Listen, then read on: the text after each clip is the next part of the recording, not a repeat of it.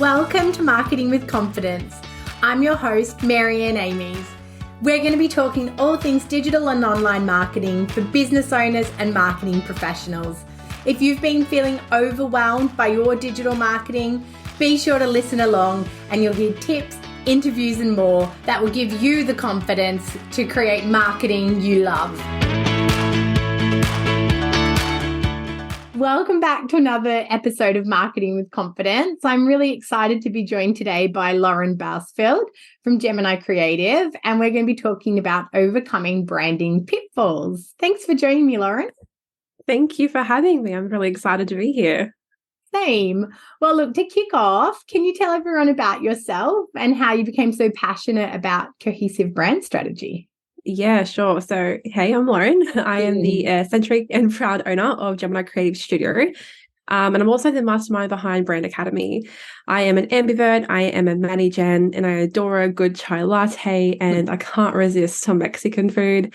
But my true jam is all things design. So I've poured my heart into crafting distinctive brand identities over countless businesses, turning them into market leaders. And every project I dive into showcases my unwavering passion for brand storytelling and my commitment to pushing businesses to the top. So I became so passionate about brand strategy because I saw the difference firsthand it made to my clients' businesses. So it allowed them to make better decisions within their business to attract that ideal client through their doors. And I feel like I'm here lighting the way for those incredible brands to curate those captivating stories and truly stand out in their industry. Oh, I love that. It's such a lovely way of putting it as well. I can hear all the passion oozing out of you. I'm also a massive fan of Mexican food. It's so good. It's so good. There's endless possibilities of goodness as well. I agree. Some more questions to get to know you. What is your favorite business book? I would say Building a Story Brand by Donald Miller. I think that's one of my favorite books that I recommend it to everybody. Beautiful. And your best follow, who can't you get enough of right now? I think on Instagram, I have a lot of Laura Higgins showing up, but I love how bright and vibrant her brand is and just her energy.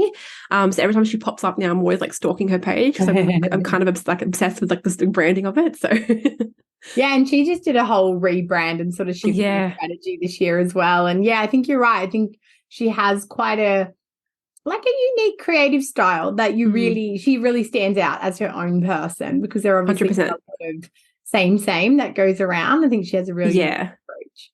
I agree. Awesome. And then what gets you out of bed each day? What are you motivated by? Oh, I was thinking about this before, and I think it's knowing that I get to work with real change makers. So those people who get up every day willing to do the hard work to change whatever it is in their industry in one way, shape or form. That's why I get out of bed, for those people. Oh, I love that.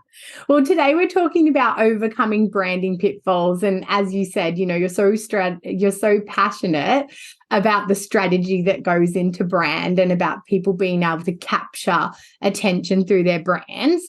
I guess, what are the most common mishaps you see? Where do people get branding wrong? Yeah, so I'd say there's so many mistakes I can see, but I think maybe like three I can pick. So I think the first one would be consistency. So I always mention that branding is not just a logo or having a catchy tagline or a distinctive color palette. It's about creating an identity, a voice, and a promise to your customers. So a significant part of building an identity then lies in maintaining consistency across all platforms. So a lack of consistency can then be detrimental if you don't have it. So it can lead to things like confusion and misidentification. So when a brand then presents itself inconsistently, it can lead to confusion amongst the people who they're trying to actually target. So if, for example, if you were to encounter various logos or taglines or messaging across different platforms, all of a sudden you might misunderstand the brand and you might not trust them as much. It can also dilute your brand's value. So every inconsistency chips away at the brand's equity. So if a brand is perceived as scattered or unorganized, it can then lead to questions about the brand's reliability or quality of its services or its products. And I mentioned before, but it decreases trust. So trust is built upon the predictability and reliability. So if you can't provide them, of course, it's going to erode that trust within your business. And I think also, lastly, with the lack of consistency, you're wasting marketing efforts because every time a brand shifts its message or its identity, it's essentially building its presence again from scratch. And this means like your marketing efforts would then be wasted. So waste of money and time and effort, I guess. Yeah. Yeah, trust is so important. Talk about that so much that, especially in your digital landscape. Yeah, 100%. That's what you're trying to do, is build trust and build trust. Exactly. Yeah. And I feel like it's a bit harder digitally as well because you can't read facial expressions or body language, Yeah. And someone can't adapt exactly to what you're asking or seeking. That's right. Yeah. Questioning. Obviously if you're on the phone and someone says, oh, well, what's it like to work with you? Or you've got that opportunity to personally engage, but digitally you're trying to kind of express it. And if you spend all your time saying, we're really trustworthy, that probably isn't very trustworthy either. 100%. Yeah, I agree. It's like does the opposite effect. Yeah. It's that show, don't say sort of thing. And I think you're right. Like the way that your brand shows up and your brand presents, they're all those clues that people are putting together. Yeah, I agree. So the second one then would be not listening to your customer. So brands these days are broadcasting messages literally all the time. So it's an essential component that often gets drowned out. And I think ignoring the customer feedback or not actively seeking it is a huge mistake. So we just mentioned we're in an age that's dominated by digital interactions and the rapid spread of information. So not listening to your customers and what they have to say about you or your brand it's quite undoing. It's a missed opportunity. That's what I believe anyway. So every piece of feedback or praise or criticism, it offers a brand an opportunity to then refine its offerings or its strategies. And ignoring that feedback, I think it decreases your chances for enhancement.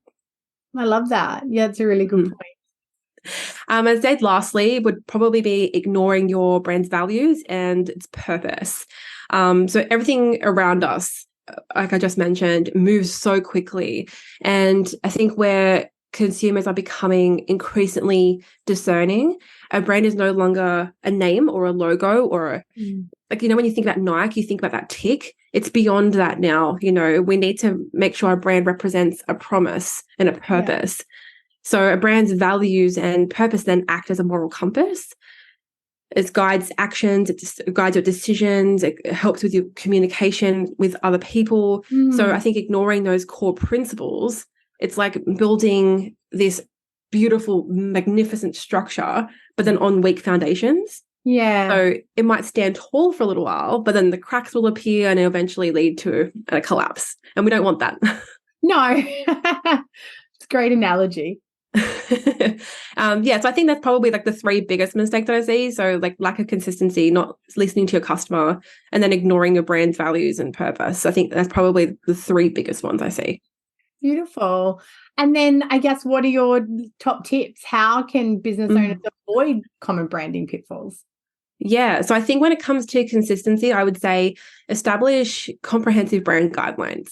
So these guidelines should cover everything from like the exact color codes, the fonts to use, the tone of voice to use in the content and the positioning of logos, all that stuff. Regular audits. So periodically auditing your brand touch points. So your social media, printed materials, if you have any, ensuring that they align with your brand guidelines, even your website, so everything that your brand touches, you need to audit. And I think also staying updated with feedback. So again, listening to internal, but also external feedback. So if you have employees, make sure they stick to the guidelines. If you're in the future going to get employees, make sure that you have guidelines to give to them. But then I think if customers are going to be confused about your brand's message, then I think something with the consistency is off. Yeah. I think in terms of listening to your customers better, I would say open feedback channels. So ensure that there are multiple avenues for customers to share the feedback. So surveys, feedback forms, social media, direct interaction. So like, on Instagram, you can jump in and go, what's your feedback on this? And you have like a little question box or I get a lot of emails from course creators who send out emails about like, oh, you didn't purchase my program, I would like to know why, that type of stuff. Yeah, I think it's a really good idea because then you can then build it the next launch to get that person in. I think you need to also actively seek feedback. So don't just wait for it. Proactively seek it out. Engage in social listening. So use tools and platforms to monitor brand mentions and discussions online. I know X, formerly known as Twitter, do have that kind of, I think there's like a third-party app you can add to it, and anything that mentions like your brand will send you then and like an email or whatever just to say, hey, by the way. And then just review yourself regularly. I think that's another big one to listen to your customer. And then lastly, with the brand values and the purpose, I would say self-reflection and discovery. So if your brand hasn't yet defined its values, then I would say start with introspection. So what does your brand stand for? Why was it even founded? What change do you want to see in the world? Those types of things. And then embed that into your operations. So they're not just for shows, the values. They need to be embedded into your daily operations. And you just mentioned it was show, don't tell, right? It's the same thing. Put it in everything that you have. Every bit of messaging, you need to infuse your values and your purpose into that. You need to regularly revisit. And I think you also need to train and educate not just your internal people, like your employees, but also external and your potential customers. And then lastly, you have to walk the talk. It's not enough to just declare the values and like call it a day. You have to actually live them, whether it's like sustainable practices or community outreach or standing up for social issues, like whatever it is, your actions need to reflect your values as well. Yeah, that's so true. Values are they're so grounding, they're grounding into all areas of your business. And obviously branding is an area that you can showcase them or, weave it in. But you're so right. It's operational, it's attitude, it's, customer service, it's how you show up, having those values and making sure anyone that's working in your business is values aligned and, feels those values, believes in those values is so critical. And it comes back to what we said again for trust, it all needs to tell that one story. And I think across everything you said, it's about consistency as well, isn't it? Yeah, 100%. And I just had a thought when like we're talking about like your employers really loving your like the way they work in whatever environment. And I always think about like Woolworths and Coles and like Aldi. So when I visit my Woolworths, everyone there seems angry. Like no one wants to be there. They're just like, I just got to put this stuff on the shelf. But then when I go to Aldi, I always get a smile from everybody. They're always asking me how my day was. Like it's always like so different, like the experience is so different. So my preference, not only is it like more affordable to shop at Aldi, but they're nicer, and I feel like every Aldi that I've gone to, I have the same experience. So there's that consistency and their values are embedded into their employees as well. Yeah, and it becomes then part of their brand, doesn't it? You associate back to their brand. Yeah, exactly. That's so true. Oh, that's fascinating. I feel like we've just segued into this, but then, what are the biggest payoffs of getting a cohesive brand strategy together? Oh, there is so many reasons, but would say some of the biggest payoffs would be memorability. So a cohesive brand is instantly recognizable. So I think there are a lot of payoffs for having a cohesive brand strategy. But I think some of the biggest ones would be memorability. So a cohesive brand is instantly recognizable. We were just mentioning Aldi and their employees, their quirky, weird ads that they have on TV. Like you straight away know it's an Aldi ad. So customers can then immediately identify and remember your brand amongst all the other ones. It also has trust and credibility. So consistency builds trust, as we've mentioned. So I think that's another really big payoff. It provides clear messaging. So this means that if your business conveys a clear and consistent message to its audience, then this eliminates the potential confusion. And then it also sets expectations for your customers. And it also creates an emotional connection. And I say this to people all the time, and I teach this in Brand Academy. I don't care what you do, you need to make sure that you are triggering an emotional response from people. You need to make sure that it has some sort of deep, emotional, energetic connection with your audience. So it's not just about what you sell, it's the story that you tell and the feelings that you evoke. So this consistent narrative then helps resonate better with your customers or your clients and their values and their aspirations. Also, higher perceived value. So a professional and consistent brand image can then elevate its perceived value of your products or your services, and it allows you to position yourself as a premium player in the market, and you can potentially start charging higher prices as well for whatever you're offering. And I think lastly, the biggest one is competitive edge. So we're in a world where there's like so many similar products and so many similar services. Like there's so many brand strategists and so many designers out there. So what makes me different is my brand strategy and how I do things and how I show up. So a brand who has a robust brand strategy then differentiates itself from its competitors. So this is where your unique selling proposition comes in, and you'll become top of mind for any consumer wanting to make a decision based on whatever you're selling. Yeah. It's not a nice to have, like branding is not just a nice to have, but I think it's essential for long-term success. So true. And I think people's value of brand, or how they value establishing a brand, has really evolved. I think people have stepped away from just thinking it's a logo and a font, and understanding that branding actually is a layer of strategy that, encompasses everything. And I think from what you've spoken about today, even values, even, messaging and the how, not just the what it looks like, but actually everything that underpins it as well.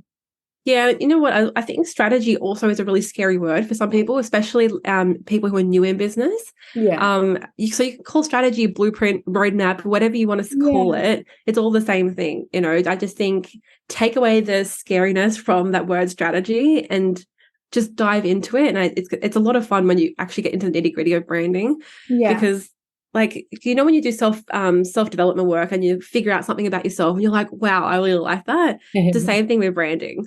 Yeah, it's so true. And I think because for a lot of us, we are personally building brands, we're the faces behind our businesses. It's such a lovely opportunity to align your own values back into a brand and be able to build something around what's important to you and that purpose for yourself as well.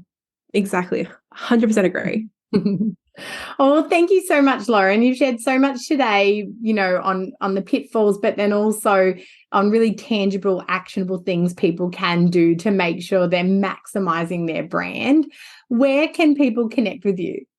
So I'm on Instagram predominantly. So my handle is gemini.creativestudio. My website is obviously www.geminicreativestudio.com.au. And that's mainly where I am.